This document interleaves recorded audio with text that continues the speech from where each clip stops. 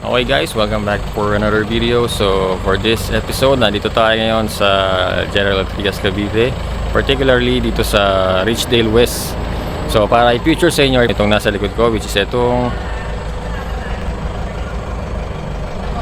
Carnation Model House. So let's go!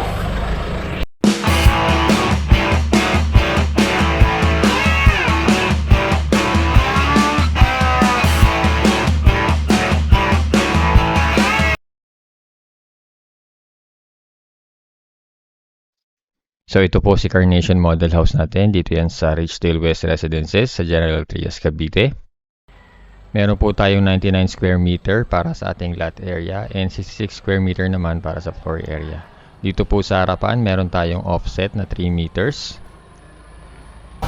Okay, nandito na tayo sa loob ng Carnation Model. So upon turnover, naka bare type, meaning wala po tayong tiles, walang paint yung wall, pero yung wall naman natin naka smooth finish yan.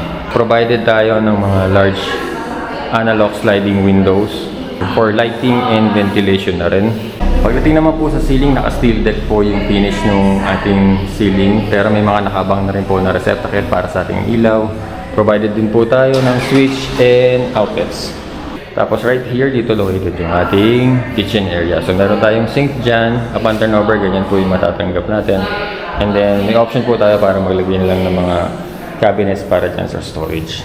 Then katabi naman niya is ito yung toilet and bath. So si Carnation po pala is may 2 toilet and bath. Isa po sa taas and isa po dito sa baba. So dito kompleto. Meron tayong lavatory, meron tayong toilet, tapos may dun yung shower area natin. And then almost 2/3 ng wall natin is naka-tiles na. And then yung remaining is naka-smooth finish lang siya. So upon turnover po, wala tayong ceiling dahil bare type po to. So si buyer na lang po ang maglalagay ng ceiling dyan. Dito po located yung ating small window for ventilation and lighting dito sa loob ng ating toilet and bath. Para sa doors naman po, ang ginamit natin is PVC door. So proceed naman po tayo sa back area. Dito sa back area, paglabas natin, meron tayong 2 meters pa na space dyan. So pwede natin i-extend or gawing dirty kitchen or laundry area. Dito naman po sa side, located yung ating carport. Kaya siya po ang dalawang sedan kasi malapad naman po mula ron hanggang dito. Yan po. And ito naman po yung staircase papunta po sa ating second floor. So naka-railings po tayo dyan, tapos concrete po yung ating mga steps.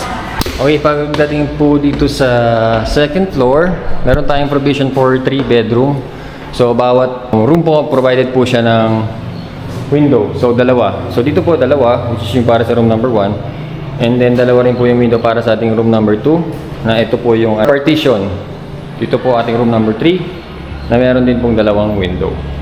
So dito po, located sa tapat po ng ating staircase is may malaki po tayong glass window dyan. So maganda po yan kasi magkakaroon po ng lighting po yung staircase natin. So kung may mga elders po tayo nakasama sa bahay, makakatulong po yun dahil makikita po nila yung steps papunta po rito sa ating second floor. Dito naman po located katabi po ng ating staircase is yung ating toilet and bath number 2. Kagaya din po siya ng ating toilet and bath number 1 dun sa baba.